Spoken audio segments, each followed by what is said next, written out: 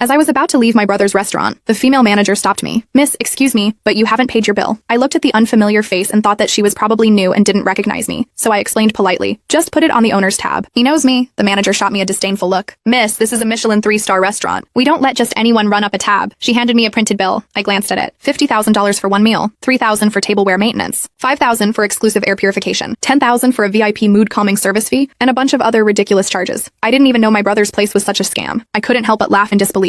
I'm the owner's sister. If there's a problem, tell him to talk to me at home. But she just wouldn't drop it. If you can't afford it, stop acting like you can. And don't act like you know Mr. Dennis either. I fired off a quick text to my secretary. "Tell my brother to either fire this manager or I'm pulling my investment." "Miss, stop wasting everyone's time and just pay your bill." The manager's tone was sharp and condescending, as if she were already sure I was trying to score a free meal. A few curious glances came from the people around us. I frowned, not wanting to waste my time on something this ridiculous. I took out my phone to call my younger brother, Dennis White. All I got was a busy signal. I tried again, but still nothing. It was a workday. What could that brat possibly be doing? I put my phone away and looked at the pushy woman right in the eye as I repeated myself, word for word. I'll say it one more time. "My name is Teresa White. I'm Dennis's older sister. If you can't reach him, just check his account. My photo and information are all linked to his card." I thought that was the most direct and effective way to settle things. However, upon hearing my name, the manager didn't even bother to check. Instead, she burst into a loud laugh, drawing even more attention our way. She leaned in suddenly, lowering her voice so that only the two of us could hear. "Still playing pretend? I've seen your face on my hubby Dennis's social media. You're just a shameless witch sneaking around with my man. And now you have the nerve to show up here and try to put your meal on his tab? How thick-skinned are you?" For a moment, I was stunned. I glanced at her name tag, Jessica Thompson. I could only feel speechless at all of this. So, this was Dennis's so-called secret girlfriend, the one he wouldn't even show me a photo of. How could Dennis have such terrible taste? I see. This outrageous $50,000 bill wasn't some kind of misunderstanding. It was a setup, planned all along just to humiliate me. Before I could say another word, she had lost her patience. "If this lady wants to dine and dash, we'll just have to detain her and wait for the police." She waved her hand, and two brawny security guards who had been waiting nearby immediately stepped forward. One clamped a hand tightly over my mouth, while the other twisted my arms behind my back like I was a criminal. I struggled, but it was hopeless due to the difference in strength. Ignoring my furious glare and the shocked looks from the other guests, they dragged me roughly toward the kitchen. They then dumped me into a storage room that reeked of disinfectants and leftover food. The door slammed shut, cutting me off from all light and sound outside. In the darkness, the manager, Jessica, didn't say a word. She simply lifted her foot that was clad in a high heel and kicked me hard in the stomach. The pain was so intense that I curled up on the floor, my stomach churning. "Spending my man's money, huh? Trying to seduce him?" She screamed, her voice tinted by jealousy and rage. Standing over me, she ordered the two guards and said, "Beat her up and don't hold back." The two security guards were clearly on her side. Without the slightest hesitation, they started to punch and kick me. I clenched my teeth, keeping inside every cry and groan. It felt like my bones were breaking and my innards were scrambling. Jessica kept screaming, "Who do you think you are? You're nothing but a leech. I told you I'm his sister. If you don't believe me, ask Dennis yourself. Call him right now and I'll speak to him." I tried to explain, but she didn't care at all. She only raised her hand and stopped the assault when I grew dizzy and everything started spinning.